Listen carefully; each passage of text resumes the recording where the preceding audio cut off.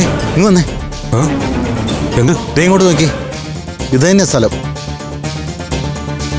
ഇനിയൊന്നും നോക്കാനില്ല, ഇവിടെ തന്നെ കുഴിക്കാം. ഞാൻ പോയി വണ്ടിയിൽ നിന്ന് ടൂൾ എടുത്തു. ശരി.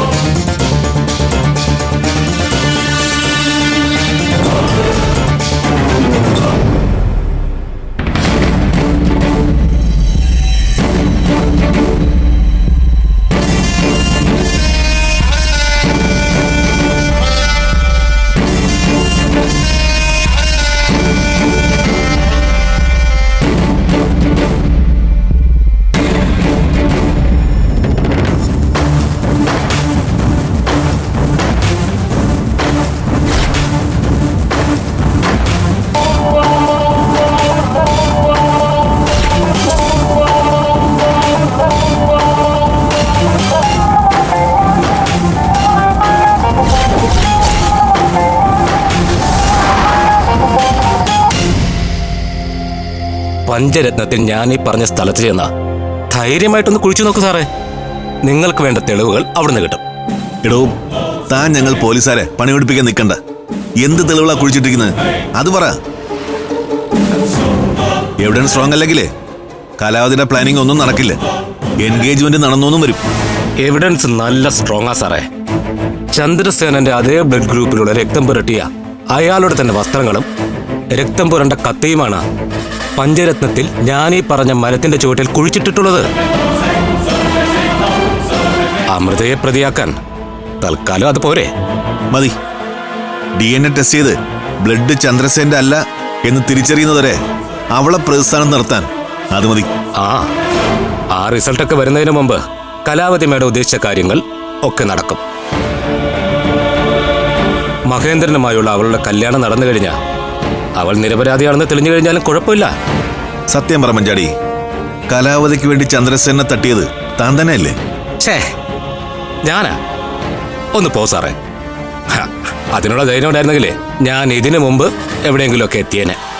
സാരമില്ലടോ, ഇങ്ങനെയൊക്കെ തന്നെ എല്ലാരും തുടങ്ങുന്നത്.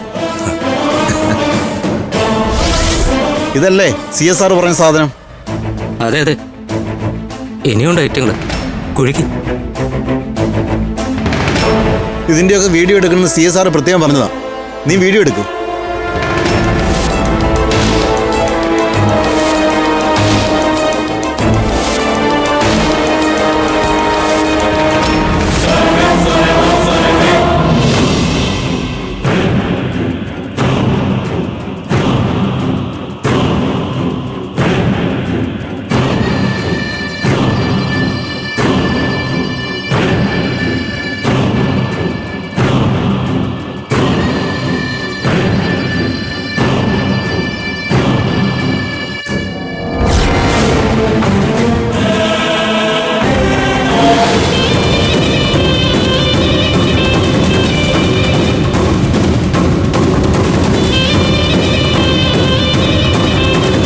പഞ്ചരക്തങ്ങളെ കൊടുക്കാൻ കലാവതി മുൻകൂട്ടി പ്ലാൻ ചെയ്ത പദ്ധതിയാണിത്.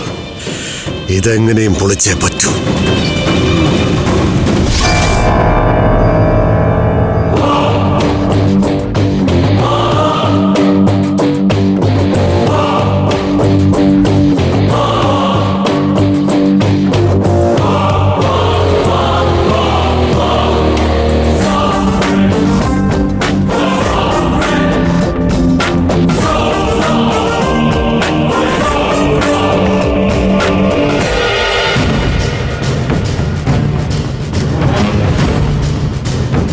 സർ,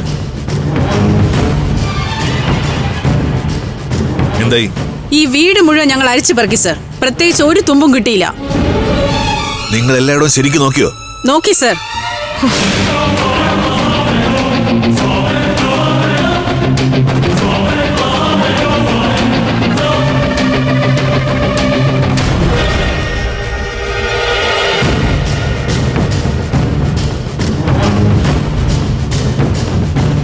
ഈ വീട്ടിലെ ഫംഗ്ഷൻ മുടക്കിയതിനും ഞങ്ങളുടെയൊക്കെ വിലയേറിയ സമയം നഷ്ടപ്പെടുത്തിയതിനും നിങ്ങൾ സമാധാനം പറയേണ്ടി വരും സർ.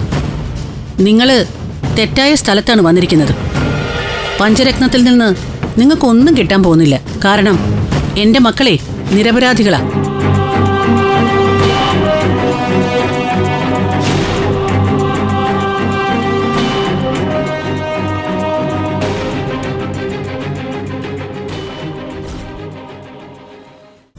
ഫ്ലവേഴ്സിൽ 2 പുതിയ പരമ്പരകൾ.